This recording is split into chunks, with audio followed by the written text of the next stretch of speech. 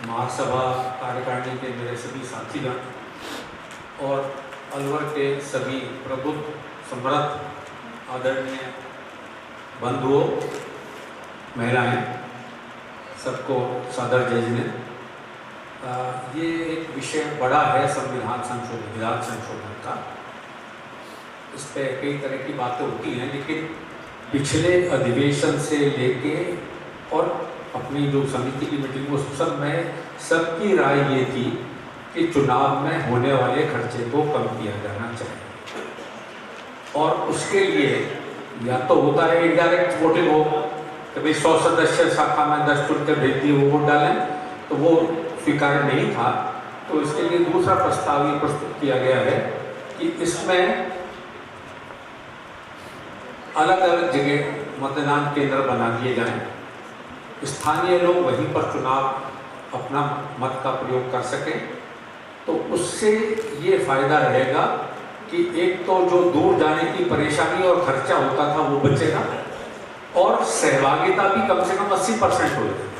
अभी तो 20-25% से ज़्यादा अधिवेशन में कोई पहुंच नहीं पाते हैं सदस्य। अगर अलवर के वोट अलवर में पड़ेंगे तो 80% पड़ने की संभावना रहेगी।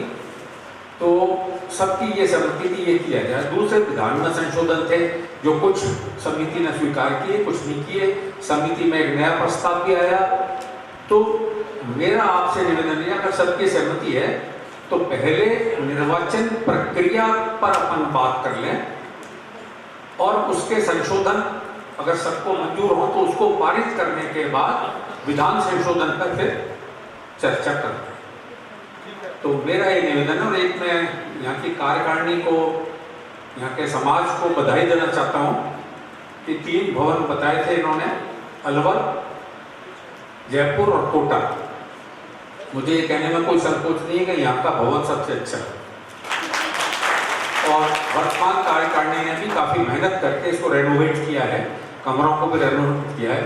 तो मेरा तो यही निवेदन है कि दूसरी शाखाओं को भी प्रेरणा लेनी चाहिए। हमारी बड़ी बड़ी शाखाएं, जयपुर तो अब बड़ी हुई है, बहुत छोटी थी, लेकिन आगरा है, भरतपुर है, दिल्ली है, इन शाखाओं को भी सोचना चाहिए कि हम भी अपना भवन बनाएं। और मैं अब निवेदन करता हूं, संयोजक ने अपनी बात रखी तो पहले निर्वाचन नियमों पर अपन बात कर लें और उसके बाद विधान संशोधन की बात कर लें। तो सबसे धन्यवाद अध्यक्ष जी। अखिल भारतीय परिवार जन महासभा की इस कार्यकारिणी की सभा की अध्यक्षता कर रहे सम्माननीय श्री ऑक्सीजन साहब, आर्य साहब, मंच पर उपस्थित सभी महामंत्री जी, संगठन मंत्री जी, कोषाध्यक्ष जी, राष्ट्रीय महिला उपाध्यक्षा, अलवर शाखा के अध्यक्ष मंत्री और देश के विभिन्न भागों से आए हुए हमारे सम्मानित सभी साथियों, अलवर शाखा के सभी सम्मानित बंधु। सबसे पहले तो भवन में घुसते ही बड़ा मन प्रसन्न हुआ, गदगद हुआ कि आपने बड़ी अच्छी तरह से इस व्यवस्था को, इस बिल्डिंग को मेंटेन कर रखा है। जनरली बन जाती है परंतु साफ सफाई और अच्छा बहुत नियंत्रण का मिलता है। इसके लिए पूरी अलवर शाखा को बहुत बहुत बधाई देता हूँ। अनिल जी, मेरा तो घर ही अलवर से चल रहा है कि नहीं, अलवर का तो मैं वैसे भी बहुत ऋणी हूँ। और वास्तव में अगर पल्लीवाल जन महासभा के रूप में अध्यक्ष जी में 2 मिनट ले रहा हूँ, क्योंकि भूली बात जब कोई याद आ जाती है आंखें रोती है। अवसर दिया, 3 कार्यक्रम यहाँ पर सामूहिक शादियों के हुए और वही जौहरीलाल जी जो ये कहते थे, उन्होंने ही ये सब करिश्मा आप सब लोगों के साथ मिल करके दिखाया जब वो अध्यक्ष थे। भाई अनिल जी का बड़ा सहयोग रहा, कुलदीप जी उसमें मंत्री थे। तो मैं अलवर के सभी लोगों को, उन लोगों को मैं स्मरण नहीं कर पा रहा हूँ, चाहे भगवान साई जी थे और आपके दयाचंद जी, धर्मचंद जी, टीकम चंद जी, अनिल जी का तो मैं बता ही चुका, और सतीश दीवान जी और भी अनेकों नाम हैं जो उसमें बड़ा कंधे से कंधा मिला करके काम करते थे। और जिस तरह से उन्होंने यहाँ पर 3 बड़े आयोजन किए और उन बड़े आयोजनों को कैश कराया इस भवन के लिए जमीन आवंटन करने में, वो निश्चित बहुत ही प्रशंसा के आप लोग पात्र हो।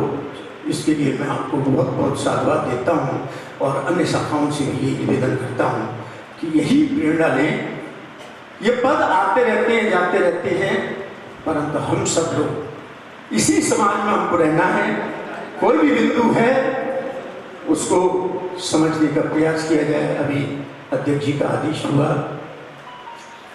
कि निर्वाचन के ऊपर ही ये निश्चित है कि निर्वाचन अब काफी कॉस्टली होने लगे, पर वैसे कोरोना काल आया है, इसमें तो इतनी उपस्थिति भी नहीं मिल पाएगी। मैं इसमें एक अपना सुझाव देता हूं कि हमको साल में एक बार प्रतिनिधि सम्मेलन करने का अवसर मिलता है और 3 साल बाद साधारण सभा का अवसर मिलता है। प्रतिनिधि सम्मेलन किसी भी संस्था की नीड होती है,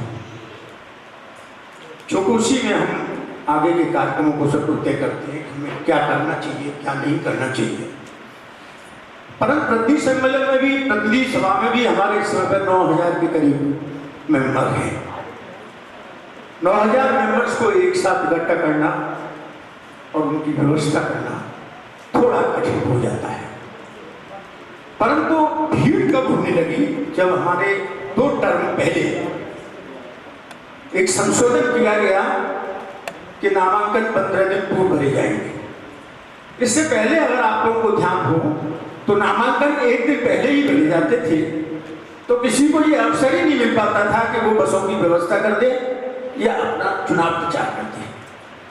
ये रास्ता हमने खोला कि भाई पहले आप 15 दिन, जैसे राजनीति में होता है उस तरह से 15 दिन पहले हम नामांकन भरेंगे, फिर अपने क्षेत्रों में जाके प्रचार करेंगे और फिर अपनी तरफ से बसें लगा देंगे। और पहले क्या था कि बसें लगाने की जरूरत नहीं है, 1 दिन पहले आओ तो कंफर्म भी नहीं होता था कि मैं लड़ूंगा कि नहीं लड़ूंगा। मन भी जब बनाएगा तो सामने कौन खड़ा हो रहा है ये भी उसे देखना पड़ेगा। तो एक व्यवस्था को मेरा सुझाव ये था कि हम जो 15 दिन पहले वाली व्यवस्था है उसको समाप्त करें और 1 दिन पहले व्यवस्था को जो आए वो अच्छा कार्यकर्ता है। एक तरीका ये हो सकता है, मेरा सुझाव है, ये मेरा कोई वो नहीं है जो मेरे मन में आ रहे हैं, अन्य संस्थाओं में भी हमने देखा है कि क्षेत्रीय सदस्य अपने अपने जिले में, अपने अपने जनपद में, अपने अपने क्षेत्र में चुन करके आए और वो क्षेत्रीय सदस्य मिल करके यहाँ पर अध्यक्ष, मंत्री, महामंत्री का चुनाव करने, और वो जब चुनाव हो जाए तो अपनी एक प्रतिनिधि सभा करे, उस प्रतिनिधि सभा में वो कमेटी अपनी आगे की कार्य योजना प्रस्तुत करे कि साहब मैं अगले 3 साल में ये काम करूंगा और इस तरह से करूंगा, और उसके ऊपर सब लोग मिल करके काम करें। तो उसमें क्या होगा, हर क्षेत्र का कुछ भी हो जाएगा और आपको ये भी हो जाएगा कि भाई भीड़ भी नहीं हुई, अपने अपने शाखा में सब लोग निर्वाचन करते हैं। क्योंकि मैं ये देख रहा था जो विधान संशोधन समिति से प्रस्ताव मिला है उसमें ये कहा गया है कि क्षेत्र वाइज चुनाव करा लिए जाएं। जैसे राजस्थान में 8 बूथ कर दिए जाएं, एक दिल्ली में, 2 दिल्ली में कर दिए जाएं, आगरा में 1 कर दिया जाए, वहाँ मध्य प्रदेश में 2-3 कर दिए जाएं। उसमें मेरा कहना यह है कि अगर आपने बूथ वाइज चुनाव कराए तो सबसे पहले तो समाज में प्रत्येक जनपद में, प्रत्येक शाखा में कटुता बढ़ेगी। क्यों कटुता बढ़ेगी कि अगर 2 लोग खड़े हो गए तो आधे लोग एक को सपोर्ट करेंगे, आधे लोग एक को करेंगे, वहां दोनों की खुल जाएगी और वो आगे के लिए तुमने उसको सपोर्ट किया था, ये हमारा विरोधी हो गया। हमें शाखाओं को मजबूत रखना है और मजबूत रखना है तो कटुता से जितना बचा जाए उतना बेटर है। दूसरा, इसकी जो मैं मेरिट्स भी बताऊंगा और डिमेरिट्स भी बताऊंगा। दूसरी डिमेरिट्स ये है कि हमारे पास कोई गवर्नमेंट तो है नहीं कि संसाधन हमारे पास बहुत ज्यादा हो तो हम उसे व्यवस्था कर लेंगे। गवर्नमेंट इतना प्रयास करती है, इतनी फोर्स लगाती है, तब भी आरोप लग जाता है कि साहब पर्ची बदल दी गई, ईवीएम में ये कर दिया गया, तो हम उससे छूते नहीं बचेंगे। जो हारेगा चाहे वो अपनी करनी से ही हारा, नो डाउट, परंतु आरोप नहीं लगाएगा अरे साहब पेटी बदल दी गई हो क्या। तो हमें इस इलेक्शन को राजनीतिक इलेक्शन की तरह हर बूथ तक नहीं ले जाना चाहिए। चाहे तो हम इनडायरेक्ट वे में अपने क्षेत्र, जो क्षेत्र से चुन के आएगा, जैसे अलवर से 3 है, उदाहरण दे रहा हूं मैं, 2 या 3 5 जो भी हो, 3 है, यहां से चुन के पहुंचे, जयपुर वाले पहुंच गए, आगरा मैंने 5 प्रांतों से पहुंचे हैं, वो बैठ करके अपना चयन कर ले कि भाई अध्यक्ष में कौन और महामंत्री में कौन। और उसमें भी मेरा सुझाव ये था, अगर आप उचित समझे तो, कि रोटेट कर दिया जाए, जिससे ये जो चुनाव का टेंशन है ना, चुनाव में जो कर्तव्य है बिल्कुल दूर हो और हम संस्था के लिए समर्पित भाव से सब लोग एकजुट होकर के काम कर सके। वो जो भावना है वही समाज को ऊंचाइयों पर ले जा सकती है। तो इसके लिए हम लोग क्षेत्रीय आधार पर कर लें, और क्षेत्रीय पर करने के बाद में, क्योंकि अभी जो प्रस्ताव आया है महामंत्री ने भेजा है, उसमें लिखा है कि आगरा में एक बूथ बनेगा। अब आप सोचिए कि बहराइच का व्यक्ति, लखनऊ का व्यक्ति, कानपुर का व्यक्ति, नोएडा का व्यक्ति, कन्नौज का व्यक्ति, मथुरा का, फिरोजबाद का, ग्रामीण का, ये संभव ही नहीं है कि वहां आ जाए, और आ भी जाएंगे तो शाखा को रहने की, खाने की सारी व्यवस्था करनी पड़ेगी। तो फिर बात वही हो गई कि आज हम जो केंद्र पर करते हैं वही शाखाओं में खर्चा बढ़ जाएगा, परंतु शाखाओं में खर्चा बढ़ने के साथ साथ वो कटता हमें फ्री में मिलेगी, और वो कटता समाज के लिए बहुत ही नुकसानदायक होगी। तो मेरा निवेदन ये था कि भीड़ को भी रोके। उसके 2 तरीके हैं, एक तरीका ये कि एक दिन पहले नामांकन करें, एक दिन में कोई वसूली की व्यवस्था नहीं कर सकता, और जो स्वेच्छा से आ रहे हैं वो आए। तो एक तो तरीका ये है, और दूसरा और नॉमिनाइज करना है, क्योंकि आज का जो कोरोना का युग है, पिछले 1 साल से देख रहे हैं आपको परमिशन ही नहीं मिल पा रही है ज्यादा इकट्ठा करने की।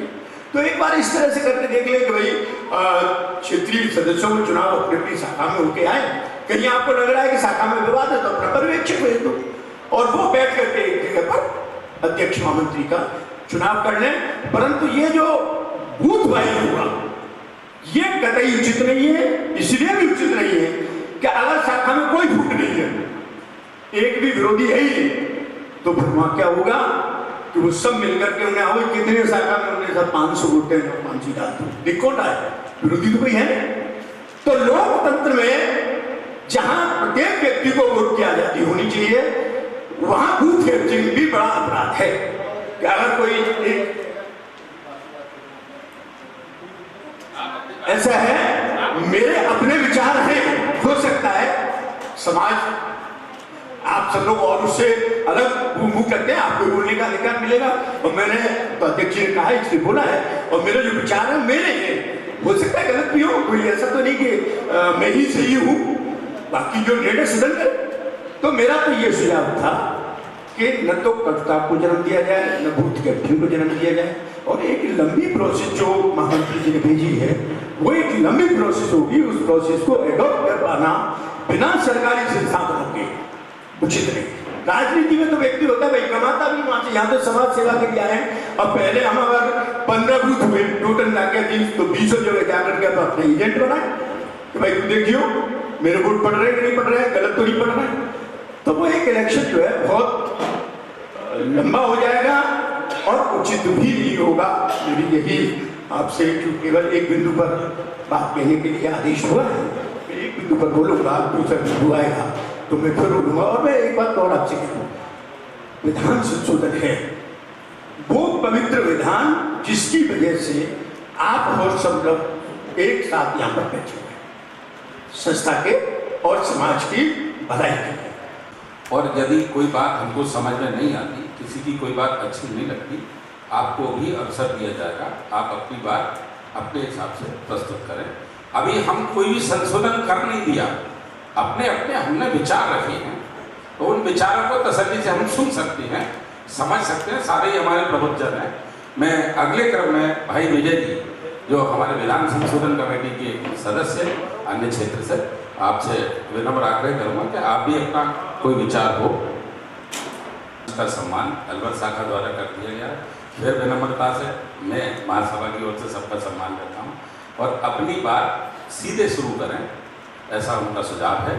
और दूसरा, जिस बिंदु पर हमें चर्चा करनी है केवल उसी बिंदु को लेते हुए आगे चर्चा करें।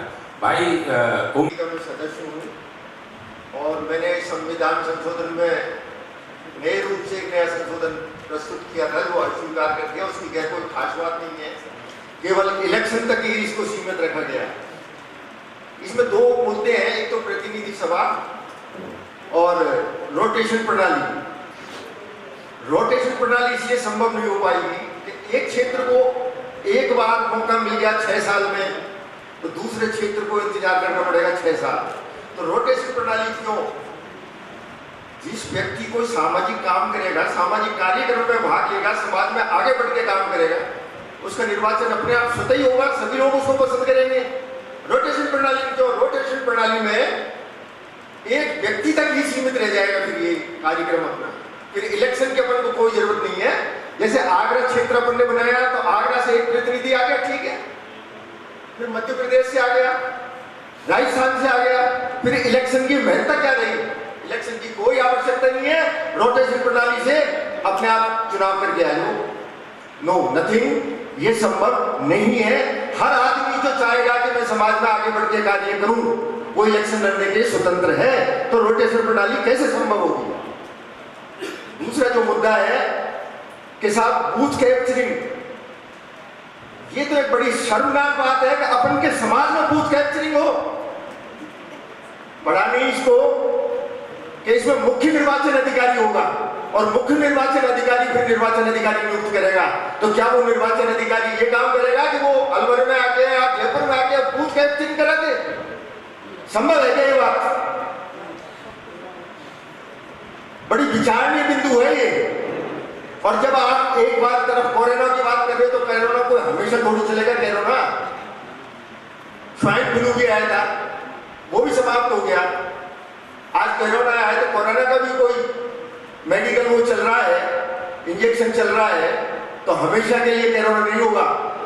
और वो जो एक दिन का सुझाव है वो सन 1972 का था, जब कितने सदस्य थे इस संस्था में? मेरे को तो खैर आइडिया नहीं है, 1500 सदस्य थे। तो 1500 सदस्यों को एकत्रित करने में कोई ज्यादा दिक्कत नहीं थी। तो एक दिन का अपन ने रखा 9000 है, तो क्या एक दिन में संभव है?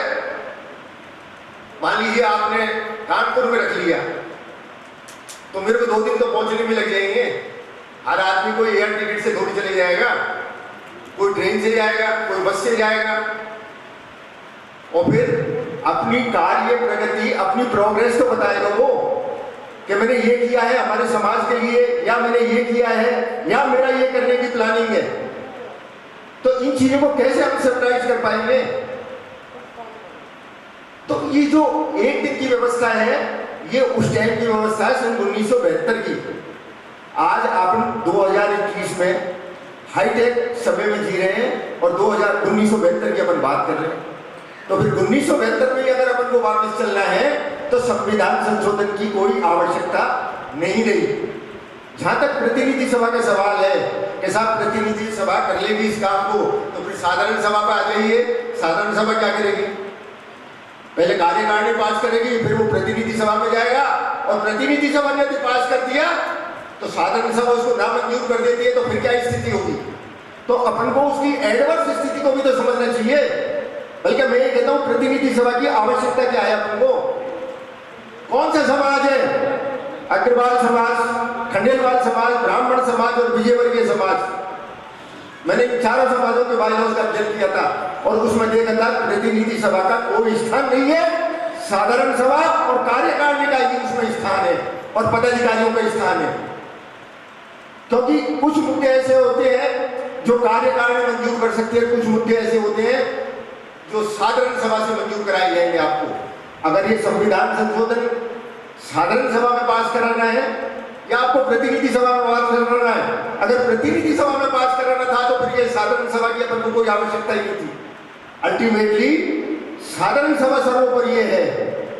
क्या प्रतिनिधि सभा किसी अध्यक्ष को या किसी मंत्री को अपदस्थ कर सकती है? कोई ऐसा प्रोविजन आपके बाईलॉज में?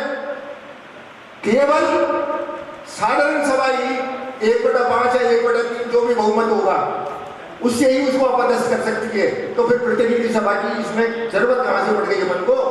बात यही लिखा है, तो उसमें आर्बिट्रेशन कायम किया जाना चाहिए, लेकिन अपन किसी कोर्ट कचहरी में भागे और उस आर्बिट्रेशन में कोई भी प्रबुद्ध नागरिक 3 आदमियों का 5 आदमियों का कोई ट्रिब्यूनल बना दिया जाए कि किसी को कोई गिरवांशेष है तो वो अपनी समस्या वहाँ रख दे, साहब चुनाव में ये धांधली हुई या ये गड़बड़ हुई है या वहाँ गलत इलेक्शन हो गया है, तो वो एक टाइम बाउंड प्रोग्राम हो और उसमें उसके सदस्य हों और एक चेयरमैन हो और उसका वो निर्धारण एक निश्चित अवधि में दे।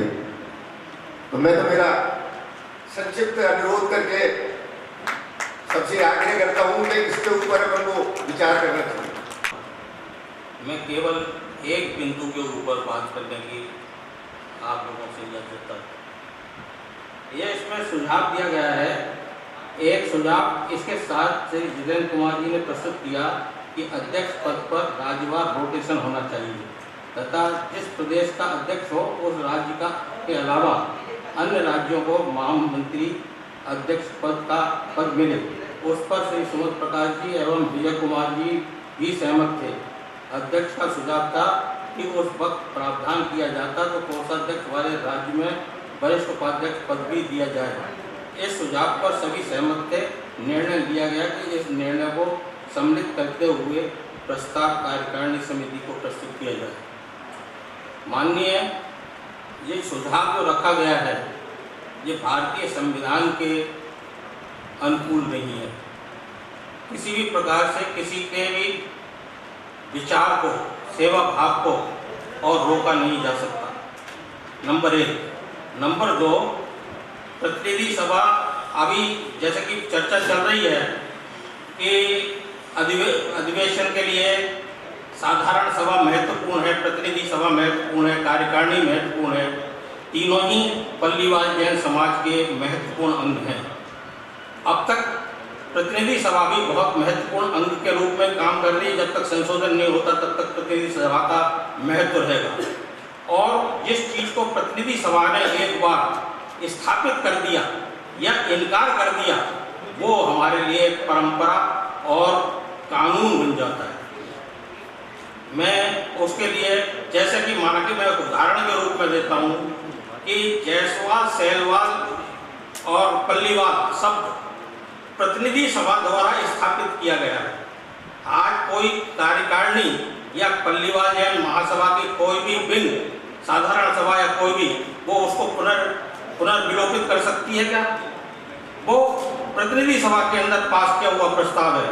लिहाजा मैं आपको एक सन 2010 का एक उदाहरण पढ़ के सुनाता हूँ। ये विषय बार बार आता रहा है, रोटेशन, ये आरक्षण प्रणाली बार बार आती रही है। रोटेशन प्रणाली से चुनाव होने चाहिए, केवल पद प्राप्त करने के लिए ये रोटेशन प्रणाली का नाटक है। नेमीचंद जी जैन बर्तन वाले बुरैना द्वारा विधान में संशोधन संबंधी एक प्रस्ताव पेश किया कि महासभा के अध्यक्ष, महामंत्री व अर्थमंत्री के पदों पर राज्यवार रोटेशन प्रणाली लागू की जाए, जो इसके अंदर कहा गया है।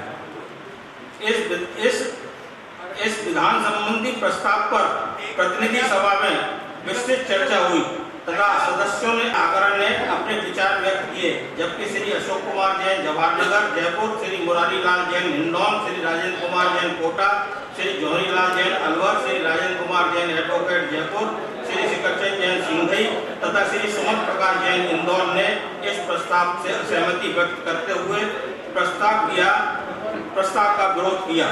श्री जौहरी लाल जी जैन एवं सुमत प्रकाश जी जैन ने अपने विचारों में यह सुझाव दिया कि हर बार चुनाव बदलते स्थानों पर होना चाहिए। लंबे विचार विमर्श के बाद प्रतिनिधि सभा द्वारा यह प्रस्ताव अध्यक्ष, महामंत्री व अर्थमंत्री के पदों पर राज्यवार रोटेशन प्रणाली लागू की जावे को अस्वीकार कर दिया गया। यह प्रतिनिधि सभा का है। प्रतिनिधि सभा ने और सन 28 अगस्त 2010 नारेली के अंदर इस प्रस्ताव को ठुकरा दिया था। आज अपन इस पर पुनर्विचार करके और इस पर अपना समय जाया करें तो मेरी समझ में ये कोई उचित नहीं है। रोटेशन प्रणाली ना तो वैधानिक है ना समाज के अनुकूल है, समाज के समरसता के लिए अनुकूल नहीं है। लिहाजा मैं क्योंकि मैं कार्यकारिणी का सदस्य नहीं हूँ, मैं यहाँ पर विशेष आमंत्रित के रूप में उपस्थित हुआ हूँ, मेरे को वोट देने का अधिकार नहीं है, लेकिन मैं अपने विचार इस प्रकार रखता हूँ कि पल्लीवाल जैन महासभा के अंदर चुनाव जो अध्यक्ष, मंत्री और कोषाध्यक्ष के जिस तरीके से होते रहे हैं उसी तरीके से होते रहे, कोई इसके अंदर राज्य का वेरिएशन नहीं डाला जाना चाहिए। धन्यवाद। हमारे साथी भाई साहब जितेंद्र जी या जो भी बोले, इस लोकतंत्र का गला घोटा जाने की कोशिश की जा रही है, क्योंकि जब ये बताइए जब लोकतंत्र है क्या चीज, यदि लोकतंत्र को बढ़ावा मिलना है तो रोटेशन की जरूरत क्या है? या तो पर्सनल इंटेंशनली है कि साहब मैं अध्यक्ष बन जाऊं या मैं मंत्री बनूं, मेरे हिसाब से वो नहीं होना चाहिए। दूसरी चीज, क्षेत्र वासियों को वोटिंग क्षेत्र के अनुसार कराई जाए, जैसे कि आज जयपुर है या अलवर है, आज मान के चलिए 800 मेंबर है, 800 मेंबर पर एक बूथ लिया जाए। इस तरह से अपनी सुविधा ये रहेगी, आने जाने की व्यय भी कम होगा। मेरा हिसाब यही कहता है, वैसे मेरे व्यूज हैं, रोटेशन प्रणाली को तो कम से कम ठंडे बस्ते में डाला जाए, सभी को मौका मिलेगा, कोई जरूरी नहीं है आप रोटेशन में, सही बात है, कोई अपने यहाँ अध्यक्ष बनेगा, कोई मंत्री बनेगा, कोई मेन तो लोकतंत्र है ना। लोकतंत्र में आप देखिए कि इसके क्या विचारधारा है लोकतंत्र की, लोकतंत्र के हिसाब से चला जाए और कम से कम मैक्सिमम 1000 नहीं तो 800 वोटों का तो कम से कम एक बूथ बने।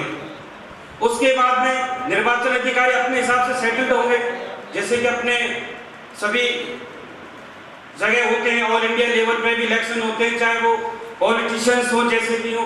परंतु मेन चीज ये है कि नामांकन प्रक्रिया की बात आई, भाई नामांकन प्रक्रिया कम से कम 10 से 15 दिन तो रहे, कम से कम अपने कोई आदमी जीतने के लिए, अपनी कन्वेंशन के लिए डोर टू डोर तो जाना पड़ेगा। ये आप सोचें कि ये रोटेशन प्रणाली जो चालू हो जाए, ये मेरे को लगता नहीं है कि संभव है, और शायद यदि वोटिंग भी होगी तो 90% यही चाहेंगे कि कम से कम रोटेशन प्रणाली को तो ठंडे बस्ते में डाल के अलग रख दिया जाए। धन्यवाद। व्यवस्था में, लोकतंत्र में लोकतांत्रिक तरीके से ना ही तो कोई किसी को दबा सकता, और चूंकि चुनाव जहाँ तक मतभेद या क्या बोलते हैं गुटबाजी वाली बात है, तो शाखा स्तर पर भी चुनाव होते हैं, वहाँ भी गुटबाजी होती है, तो यहाँ इस तरह की कोई वो नहीं हो सकती। लेकिन जहाँ तक विकेंद्रीकरण की बात है वोटिंग का, इसके लिए मैं सभी से अनुरोध करूँगा, ये एक प्रस्ताव ऐसा है जो कि समाज का, संगठन का, सभी का पैसा बचाएगी और अधिकतर लोगों का पार्टिसिपेशन, एवरेज 75 से 80% लोगों का अपने केंद्र नेतृत्व को चुनने के लिए हो पाएगा। अभी तक तो वही है, धन बल का प्रयोग होता है। आज मान लो किसी दूसरे स्टेट में, लास्ट एग्जाम्पल है इंदौर में भी, तो मैं सोचता हूँ प्रत्याशियों का और बाकी शाखा का और समाज का हो सकता है 50 लाख रुपये खर्च हुआ हो, तो वो समाज हित में कहीं काम आता। तो जो क्षेत्र वाइज वोटिंग सेंटर बना के और चुनाव डालने का है, वोट डालने का, वो ठीक रहेगा। जहाँ तक साधारण सभा की बात है, तो उसका पार्टिसिपेशन इस तरह से हो सकता है कि मत गणना जो है वो किसी स्थान पर जहाँ अधिवेशन अपने को रखना हो वहाँ पर मतगणना हो, और वो ही एक साधारण सभा सम्मेलन हो जाएगा, प्रतिनिधि सम्मेलन। तो निश्चित रूप से समाज के जो सक्रिय कार्यकर्ता हैं या जो प्रत्याशी है, प्रत्याशी के सपोर्टर हैं, वो पहुँचेंगे और वो एक साधारण सभा का रूप भी होगा। दूसरा ये था कि इसमें जहाँ तक चुनाव अधिकारी, तो चुनाव अधिकारी तो विकेंद्रित रूप से, जैसा कि इन्होंने विधान का जो जानकारी मिला वो हो गई, अलग अलग क्षेत्र में अलग अलग चुनाव अधिकारी नियुक्त हो गए। चूंकि अपन तो विकेंद्रीकृत चुनाव केंद्रों की बात कर रहे हैं, आने वाली पीढ़ी तो बात करें कि ऑनलाइन वोटिंग होनी चाहिए। यदि वो भी संभव है, जैसे भाई साहब कह रहे हैं कि साहब बहराइच वाला है, लखनऊ वाला, वो आगरा नहीं आ पाएगा, तो उनको एक ये भी विकल्प दिया जा सकता है, कोई ऐप डेवलप करना कोई बड़ी चीज़ नहीं है आज के टाइम में, ऐप डेवलप कर रहे हैं, उसमें भी वोटिंग हो सकती है। तो इसलिए, और जहाँ तक एक दिन पहले नॉमिनेशन करके और अगले दिन चुनाव, तो निश्चित रूप से वो एक वृद्ध रूप नहीं ले पाएगा। उसके बजाय वोटिंग होने के बाद मतगणना स्थल पर अपना अधिवेशन हो, उसमें जो भी समाज के सक्रिय लोग हैं, चुनाव लड़ने वाले प्रत्याशी हैं, शाखाओं द्वारा चुने हुए प्रतिनिधि हैं, वो सब लोग पहुँचेंगे, वो एक सम्मेलन का रूप लेंगे। और रोटेशन वाली बात में मेरे भी विचार इस मामले में ये है कि आज सब एक कोई क्षेत्र विशेष का कार्यकर्ता समाज को लीडरशिप देने में सक्षम हो और निरंतर वो दूसरी बार भी देना चाहे तो इस विधान के अनुसार रोटेशन में तो संभव ही नहीं है उसको। तो इसलिए और किसी क्षेत्र में अपन ने कंपल्सन कर दिया सर कोषाध्यक्ष इस स्टेट का रहेगा और उसमें कोई इच्छुक ही नहीं हो समाज के लिए इतना समय देने में, इतना सक्रियता अपने दिखाने में, तो क्या वो पद खाली रहेगा? वहाँ पे समय क्या रास्ता निकाले जाए? इसलिए संविधान संशोधन का पार्ट है वो जो निर्वाचन प्रक्रिया में बात करें तो निर्वाचन प्रक्रिया विकेंद्रित होनी चाहिए और अलग अलग स्थानों पर वोटिंग का प्रावधान होना चाहिए। कहीं ना कहीं करते हैं वो पानी वाले भैया जब पानी देते हैं तो सब एक दूसरे को पूछने लग जाते हैं पानी लो, तो उससे जो बोलने वाले हैं अपनी बात जो बोलते हैं वो कहीं ना कहीं ध्यान बढ़ जाता है और जो शब्द उनको कहने होते हैं वो नहीं कह पाते। तो शांति से कृपया सभी की बात सुने और उस पर हमें जो निर्णय लेना है क्योंकि बहुत अहम है। मैंने आपको पहले ही कहा, भाई साहब ने भी बताया कि भाई आज इतने वर्षों से हम जिस विधान पर काम कर रहे हैं संगठन को जोड़ के रखे हैं, ये हमारी नींव है, उस पर हम बड़े गंभीरता से सब चीज बात सुने। भाई पारस जी जयपुर से आपसे भी मेरा पुनः आग्रह है कि केवल जो बिंदु दिए गए उन्हीं पे चर्चा करें, बाद में फिर संविधान की आगे बात करना। सभी को सादर जय जिले। निर्वाचन के बारे में मीटिंग चल रही है। जितेंद्र जी भाई साहब ने रोटेशन प्रणाली का निवेदन किया था। वास्तव में ये थोड़ी सी अलग बात लग रही है कि हम प्रजातंत्र में किसको रोक पाएंगे। अगर मान लो राजस्थान का अध्यक्ष हुआ तो राजस्थान वाला को तो अध्यक्ष के ऊपर ही उनका ध्यान रहेगा, मंत्री से कोई मतलब नहीं। कोषाध्यक्ष एमपी का हुआ उसका कोई मतलब नहीं। प्रजातंत्र में हम किसी को रोक नहीं पाते हैं। प्रजातंत्र में सबका अधिकार है। वो व्यक्ति राजस्थान से भी हो सकता है, एमपी से भी हो सकता है, यूपी से भी हो सकता है। इसलिए रोटेशन प्रणाली तो नहीं रखी जाए। रहा सवाल चुनाव का विकेंद्रीकरण करने का, तो मेरा आपसे निवेदन है, जैसा आपके प्रस्ताव में है कि हम 16 स्थानों पर चुनाव कराने का है, 16 शाखाओं पर वो चुनाव कराएंगे, तो क्या उस शाखा का अगर मान लो उसने इनकार कर दिया कि मैं चुनाव नहीं करा सकता, तो उसका अपन क्या प्रावधान रखेंगे? दूसरा, 16 शाखाओं पर खर्चा होगा।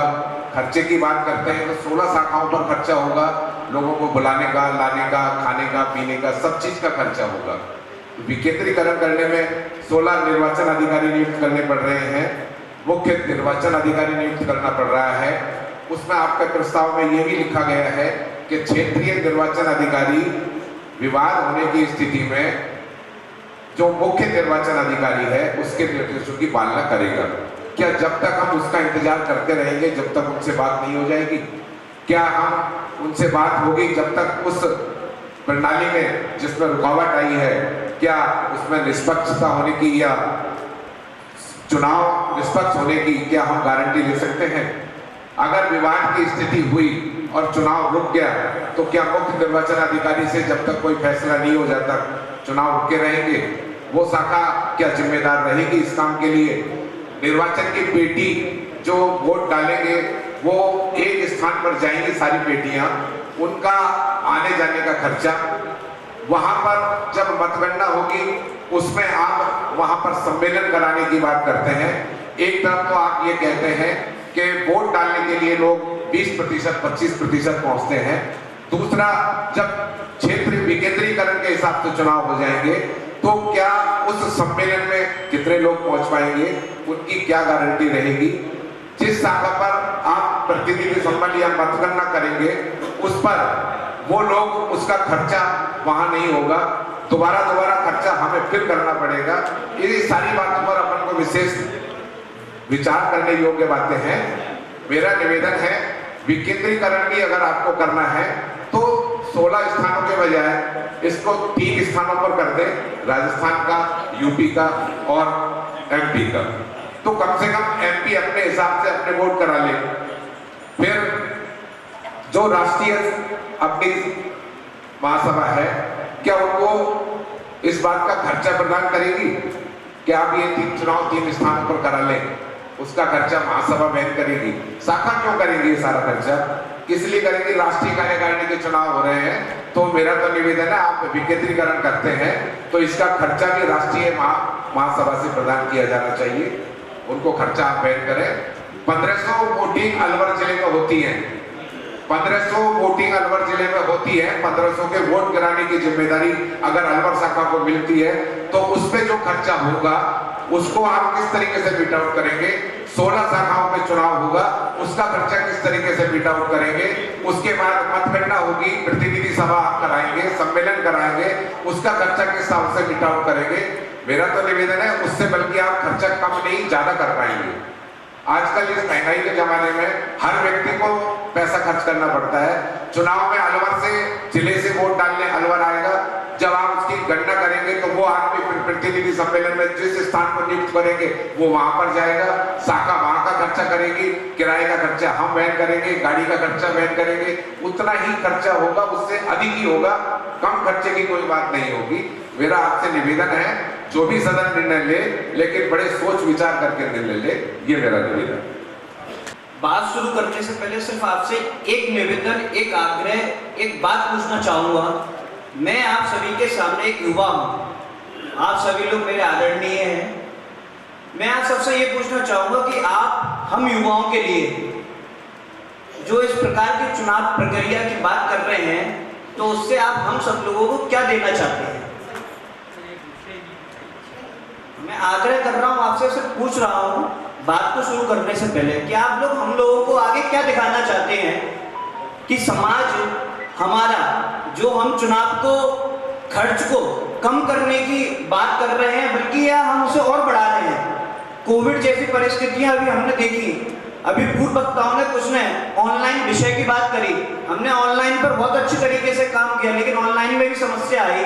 अभी हमारे देश के अंदर यदि हम ऑनलाइन की ही बात करें तो मैं आपको अवगत करा दूं कि यदि चुनाव प्रणाली ऑनलाइन की व्यवस्था अगर कर दी जाती है तो उसकी क्या गारंटी है कि उस वेबसाइट को कोई हैक नहीं कर पाएगा। जब हमारे भारत के लोकतंत्र में विश्व का सबसे बड़ा लोकतंत्र हमारा हिंदुस्तान है और उस हिंदुस्तान के अंदर भी चुनाव ईवीएम से होते हैं और ईवीएम पर भी शक कराया जाता है। उससे पूर्व में चुनाव हमारे मतपेटियों से होते थे और उनको भी किस तरीके से हम लोगों ने देखा है तानाशाही के दम पर चुरा लिया जाता था।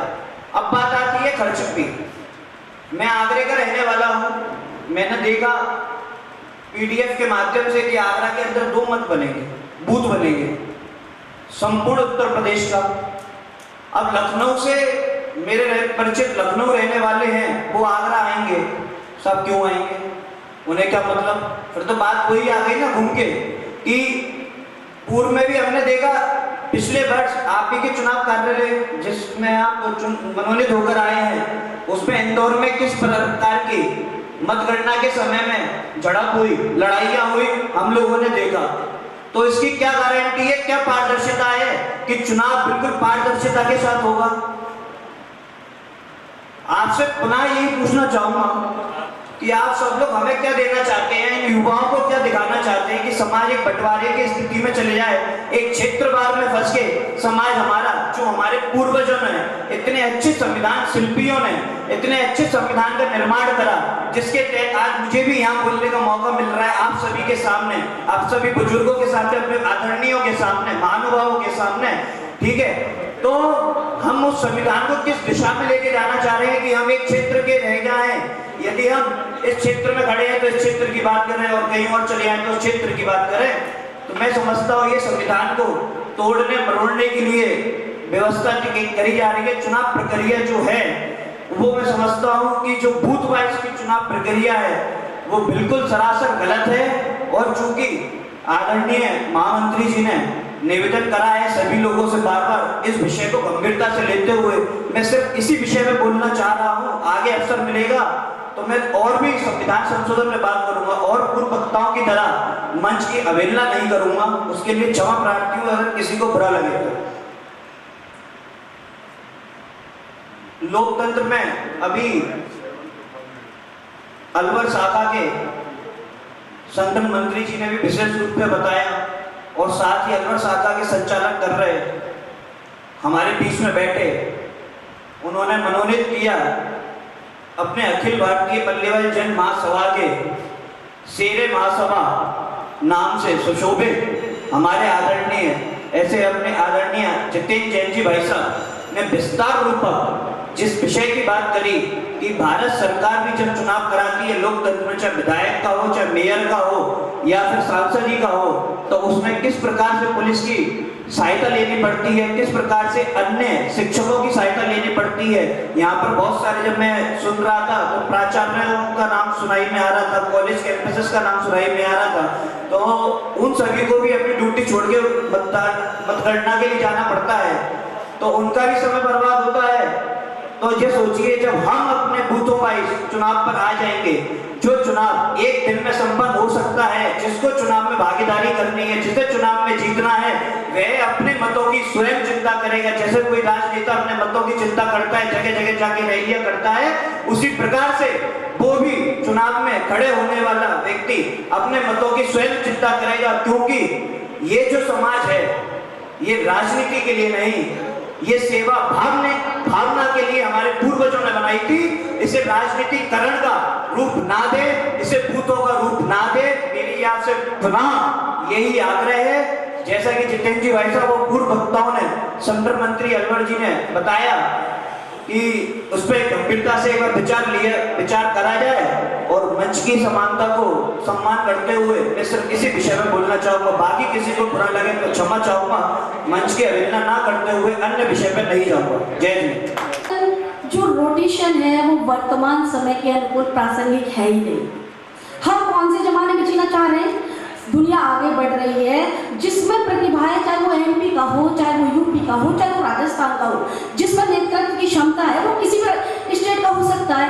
हम उसको सिर्फ इसलिए कि एक बार उसको चांस, एक बार उसको चांस, एक बार उसको चांस, बिल्कुल सही नहीं है। अरे हो सकता है एमपी के हो, यूपी के हो, वही ज्यादा काबिल है, सबको वोट डालने का अधिकार है, सभी को खड़ा होने का अधिकार है। जिसमें काबिलियत है, जिसमें योग्यता है, वो मंच पर आगे आए, समाज के लिए अपनी सेवा दे।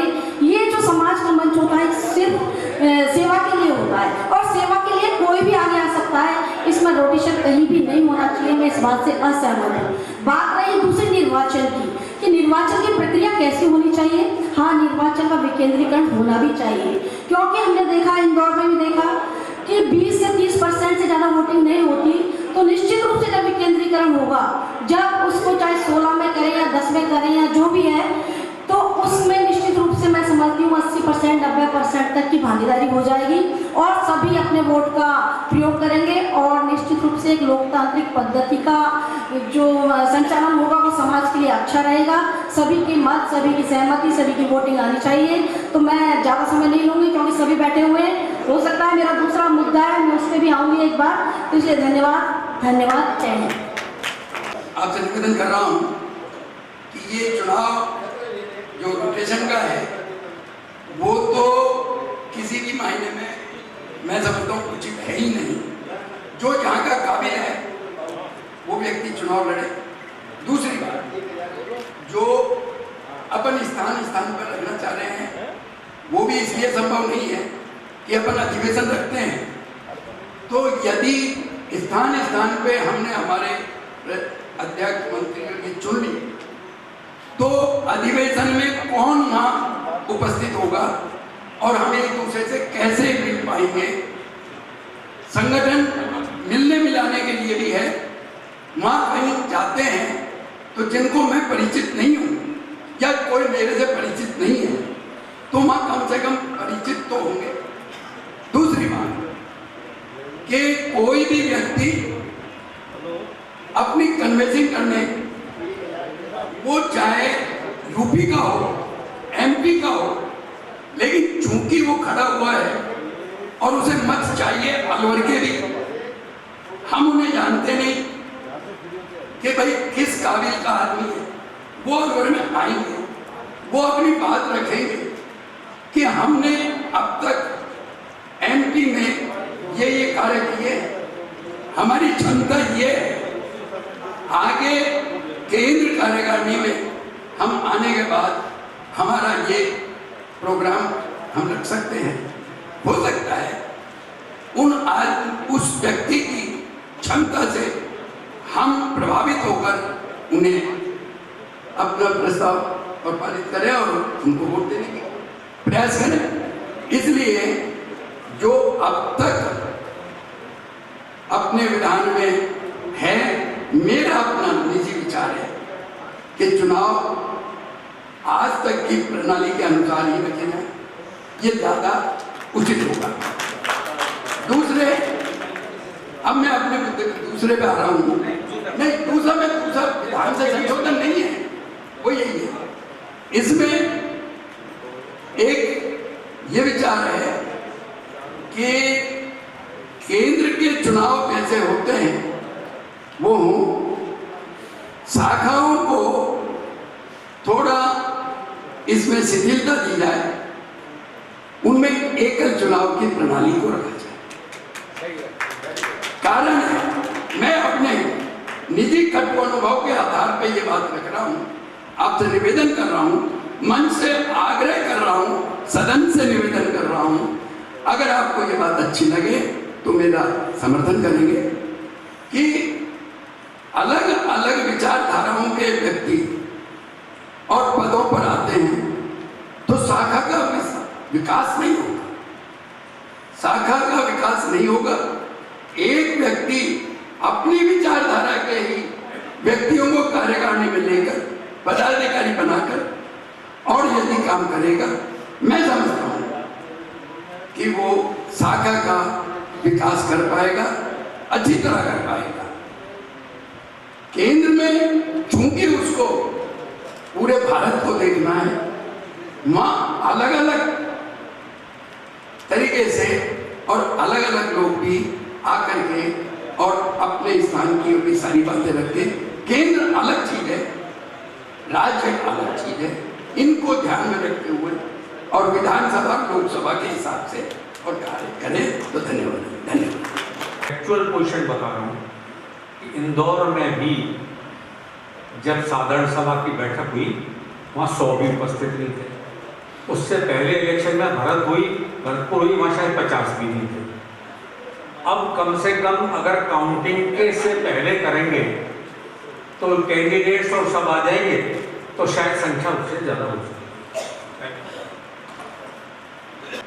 चुनाव प्रक्रिया के बारे में चर्चा करने के लिए बैठी है और जो एक ढांचा बना के हम लोगों के समक्ष रखा, तो उससे तो ऐसा लग रहा है कि चुनाव प्रक्रिया को इतना जटिल कर दिया है कि उससे और ज़्यादा समस्याएं पैदा हो जाएगी। जैसे देश में चुनाव होता है, मोदी जी बेचारे चुनाव में लगे रहते हैं, वही 3 साल 2 साल 3 साल का कार्यकाल है, उस कार्यकाल को चुनाव प्रक्रिया में हम 1 साल निकाल देंगे तो हम आगे काम क्या करेंगे।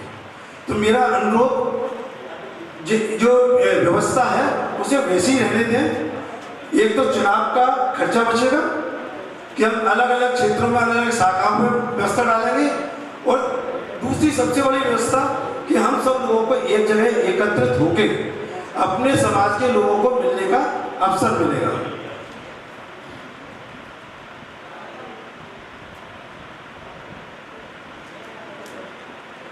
एक दूसरी बात थी कि अलग अलग जो रोटेशन के लिए बात हो रही थी कि रोटेशन उचित नहीं है, कोई कहे उचित है। ये व्यवस्था मैं समझता हूँ, हमने काफ़ी समय से हम भी इस संस्था से जुड़े हैं, तो हम ये व्यवस्था हमारे अंदर आई कैसे, उसके पीछे एक कारण था कि हम लोग देखते थे कि जिनके पास वोटर होता था वो अपने क्षेत्र में, चाहे वो राजस्थान का हो, उत्तर प्रदेश का हो, MP का हो, वो अपने आप को एकत्रित करके एक ही क्षेत्र की महासभा को ले जाता था। अब आगरा से हो गए तो हम सारे मिल गए, हमने राजस्थान को भी अपने को मिलाया और सारे आगरा को ले गए।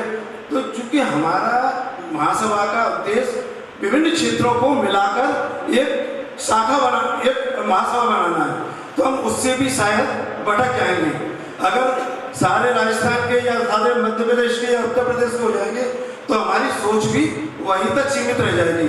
अगर इसे वो तरीका कुछ भी हो सकता है, यहाँ बैठे हैं जिन्होंने इस चुनाव प्रक्रिया को के अध्यक्ष हैं, वो उसमें इस तरीके से जरूर डालें कि विभिन्न क्षेत्रों में, विशेष रूप से 4 क्षेत्र हैं हमारे, दिल्ली, उत्तर प्रदेश, राजस्थान और MP, इन चारों क्षेत्रों के प्रतिनिधित्व जो कि 4 लोग होते हैं, अध्यक्ष, मंत्री, कोषाध्यक्ष और एक वरिष्ठ उपाध्यक्ष, इन लोगों को 4 का समावेश 4 क्षेत्रों से किया जाए ताकि सभी लोगों के विचार और सारे लोग जुड़े रहे। इतना मेरा यही अपने भाभी को विराम देता हूं।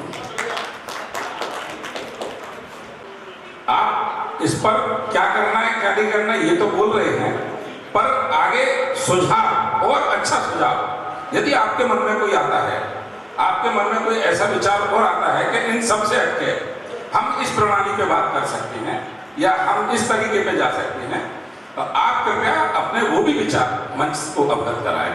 अगले क्रम में आगरा से हमारी सह संयोजिका उसी तरह अगर होती रहती है तो उसमें हर्जी क्या है? ये संस्था किस लिए बनाई जाती है कि हम सब लोग मिले। खर्चा तो हर चीज में होता है, आप कोई भी प्रोग्राम करते हो, कुछ भी करते हो, ऐसी कौन सी व्यवस्था है कि जिसमें खर्चा नहीं होता? इससे पहले भी बहुत से लोगों ने सामूहिक सम्मेलन, शादियां नहीं होती है तो बंद कर दो, ऐसा नहीं है। जो बड़े बुजुर्गों ने जो कुछ बनाया है सबके मिलने के लिए बनाया है। अगर आप क्षेत्रवार जैसे चुनाव करेंगे, आगरा के आगरा या यूपी के 4 आदमी, तो आगे से वहीं के ही लोग एक अपनी संस्था बना लेंगे, तो केंद्र का मतलब क्या रहेगा? इसलिए ये सबसे मिलके और प्रेम की भावना से ये संस्थाएं चलनी चाहिए। मेरा आप सबसे यही सुझाव है। पैसे की कोई कहीं कमी नहीं है, आप सब लोग पहले वालों से बहुत समर्थ हो। जितना चंदा अब आ रहा है पहले कभी नहीं आता था, इसलिए उस खर्चे को न देख के प्रेम की भावना को आप देखिए। रही बात रोटेशन की, क्या कह रहे हो, इस तरह नहीं बनना चाहिए, जिसमें काबिलियत है वही बनना चाहिए। तो चुनाव में ऐसा क्या है? चुनाव में भी यही बात आती है कि एक आदमी की हमें इसको बनाना है, तो उसके पीछे आप बस लो, ये लो, वो लो, काबिलियत कोई नहीं देख रहा है यहाँ। काबिलियत चीज का ये नहीं है कि ये काबिल है इसलिए हमको बनाना है। एक अपना प्रेस्टीज का सवाल है कि राजस्थान से ये खड़ा है मैं इसको जिताऊंगा, उत्तर प्रदेश से ये, तो ये चीज नहीं आनी चाहिए संस्था में। संस्था वो होनी चाहिए कि ये काम करेगा, हम सबको इसको बनाना है, इसमें कुछ नहीं मिलना है, अपने समाज का उत्थान करना है, आगे बढ़ाना है। बस मेरी आपसे यही एक विनती है कि चुनाव जैसे हो रहे हैं वैसे ही होने दें, बाकी आरोप लगे। अब तक जितने चुनाव हुए उसमें भी हर चुनाव में लगभग धांधली का आरोप लगता है, चाहे किसी ने लगाया हो, चाहे किसी क्षेत्रीय सदस्य ने लगाया हो, चाहे किसी केंद्रीय कार्यकारिणी सदस्य ने लगाया हो। और इस व्यवस्था में अभी जो कमियां बताई गई वो ज्यादातर कमी ये बताई बूथ कैप्चरिंग हो जाएगी, वो हो जाएगी। वो तो हमने इंदौर चुनाव में भी देखा, फोटो स्टेट मतपत्र थे, फोटो स्टेट मतपत्र थे क्षेत्रीय सदस्य के चुनाव में। तो व्यवस्था है, समाज का चुनाव है, व्यवस्था अपन ही बनाते हैं। बूथ कैप्चरिंग करने कोई बाहर का नहीं आएगा, सब समाज के लोग हैं। किसी भी नई व्यवस्था को, कोई व्यवस्था मान लो कोई विचार आया है, हम उस पर यहाँ विचार कर रहे हैं। व्यवस्था में, हर व्यवस्था में कमी होती है, हर व्यवस्था के गुण होते हैं, हर व्यवस्था के अवगुण होते हैं। विकेंद्रीकरण व्यवस्था का सबसे बड़ा गुण, हर मतदाता को मताधिकार का प्रयोग करने का अधिकतम अवसर मिलेगा, क्योंकि उसके नजदीक आज हम जयपुर से इंदौर चुनाव डालने गए, सब नहीं पहुंच पाए जयपुर के। जयपुर चुनाव होगा तो अपने मनपसंद प्रत्याशी को चुन सकेगा जयपुर रहेगी। इस व्यवस्था का सबसे बड़ा फायदा ये है। कई बात खर्चे की, खर्चा चाहे एक जगह करो चाहे 10 जगह करो, बराबर आना है। कोई बहुत ज्यादा फर्क उसको 19-20 का पड़ सकता है। व्यवस्था जरूर करनी पड़ती है। सबसे पहली बात मैं विकेंद्रीकरण के पक्ष में, इसका कारण यह है कि मतदाता को अपने मत का प्रयोग करने का अधिकतम अवसर मिलेगा, नजदीक उसको बूथ मिलेगा। सरकार भी ये व्यवस्था करती है, नजदीक उसके घर के पास बूथ क्यों बनाती है? सरकार भी चाहे तो इतने विकेंद्रीकरण क्यों कर रखे? सरकार ने भी इसलिए व्यवस्था कर रखी है कि हर मतदाता अपने मत का प्रयोग कर सके, इसलिए वो उसके घर के नजदीक वोट देने के अधिकार देता है। इसलिए वो जाता है, पैदल भी जाके दिया। जब हम ऐसी व्यवस्था यहाँ कर सकते हैं तो करनी चाहिए, कहाँ दिक्कत है? अब कई बार बात आ रही है कि लोग मिलेंगे नहीं, ये नहीं मिलेंगे। बात अधिवेशन की, सम्मेलन होगी। पिछले 4-5 चुनाव से मैं भी देख रहा हूँ, भरतपुर में 2 बार चुनाव मैंने देखे। एक दिन पहले सम्मेलन रखा जाता है, सम्मेलन में 20 सदस्य भी उपस्थित नहीं होते, तो क्या चर्चा करेंगे? आप आते हैं, उसी दिन आते हैं, वोट दिए, चले रवाना, खाना खा के शाम को सब रवाना। कौन सा सम्मेलन करा, क्या विचार रखे आपने? वहां एक उससे पहले फिरोजाबाद में जब प्रणाली ये थी कि एक दिन पहले, 2 दिन पहले वो रखे जाते थे, नामांकन होते थे। जब जरूर एक दिन पहले रात को सम्मेलन हुआ, पब्लिक थी, विचार विमर्श भी हुए। लेकिन उसके बाद कोई विचार विमर्श नहीं, कोई सम्मेलन में नहीं। अब मतगणना दिवस से यदि एक दिन पूर्व सम्मेलन रखा जाता है इस नई व्यवस्था में, तो निश्चित रूप से 20 से संख्या बढ़ के 1000, 800 या 200 तो पहुंचेगी, क्योंकि वो जो क्षेत्रीय सदस्य जो जीत के जाएंगे उनका शपथ ग्रहण वहीं होगा। इसमें विधान के जो संशोधन में उन्होंने पॉइंट दिया उनका शपथ ग्रहण का वहीं का है, और जो पदाधिकारी जिनका रिजल्ट वहां डिक्लेयर होना है वो वहां जाएंगे, उनके समर्थक वहां जाएंगे। तो एक दिन पूर्व जो सम्मेलन होगा उसमें विचार विमर्श भी होगा। अब बात रोटेशन प्रणाली की भी मैं कह देता हूँ, सभी लोग कह रहे हैं, सबने बोलती तो मैं भी कह देता हूँ कि रोटेशन प्रणाली आज वर्तमान में नहीं है। तो आप बताइए, निर्विरोध एमपी से अध्यक्ष बने, महामंत्री भी एमपी से बने, उत्तर प्रदेश से भी बने, राजस्थान से बने, कहाँ दिक्कत आ रही? अधिकतर सब जगह से सबका प्रतिनिधित्व मिलता है। अपने इसमें विधान में व्यवस्था है, क्षेत्रीय सदस्य हमने बना रखे हैं। ये भी व्यवस्था है कि वरिष्ठ उपाध्यक्ष हमने जो 4 बना रखे, 4 जगह से अलग अलग उपाध्यक्ष के लिए वो इसलिए बना रखे कि एक एमपी का उपाध्यक्ष रहेगा, एक राजस्थान से रहेगा, एक उत्तर प्रदेश से रहेगा। इस तरह की व्यवस्था विधान में है।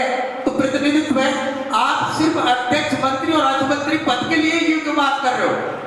सीधी निर्वाचन प्रणाली है, इसमें सीधे निर्वाचन होने दीजिए। रोटेशन की जरूरत क्या है? क्या एक छोटा सा उदाहरण अभी का ले लीजिए आप। रिसेंटली एमपी से थे भाई राजीव रतन जी, राजस्थान से भी एक प्रत्याशी थे, उत्तर प्रदेश से भी एक प्रत्याशी थे, जीते के नहीं, चाहे एमपी में कम वोट है मान ली, लेकिन प्रत्याशी वही जीतता है जिसको सब जगह से मत मिलते हैं, चाहे वो राजस्थान का हो, चाहे यूपी का हो, चाहे एमपी का हो, सब जगह से जिसको मत मिलेंगे वही जीतेगा। इसलिए क्षेत्रवाद तो ये है, इस क्षेत्रवाद को क्यों पैदा करना चाहते हैं? आज ये स्टेट वाइज चल रहा है, कल कोई जिला वाला मांगने लग जाएगा, कोई शाखा वाइज मांगने लग जाएगा। हम कहेंगे हमारी जयपुर शाखा सबसे बड़ी शाखा है, हमें 2 अध्यक्ष का पद, किसी भी शाखा में इतने सदस्य नहीं है। आज जयपुर शाखा में 3000 सदस्य, हम कहेंगे हमारा ही बनना चाहिए। ऐसा नहीं होना चाहिए। रोटेशन प्रणाली मताधिकार का हनन है, सीधा सीधा। मैं एमपी के किसी प्रत्याशी को चुनना चाहता हूँ, लेकिन एमपी वाले का टर्न नहीं है, तो मैं तो वोट नहीं दे सकता, मेरा मनपसंद प्रत्याशी मैं चुन नहीं सकता, मेरे मताधिकार का हनन हो गया। कैसे चुनूंगा मैं? अब अध्यक्ष में मान लो इस बार राजस्थान का है, मैं नहीं चुनना चाहता उसको, लेकिन मेरी मजबूरी है कि चुनना पड़ेगा। रोटेशन प्रणाली भी नहीं होनी चाहिए, और विकेंद्रीकरण आप करना चाहे करें, अच्छी व्यवस्था है। व्यवस्था मैं ये नहीं कह रहा पुरानी वाली व्यवस्था गलत थी, उसकी भी कुछ कमियां हैं, और इस व्यवस्था में भी हो सकता है कुछ कमियां रहे, लेकिन कोई सुधार अपन कर सके, करना चाहिए। ऐसा मेरा प्रस्ताव है, सुझाव है। धन्यवाद।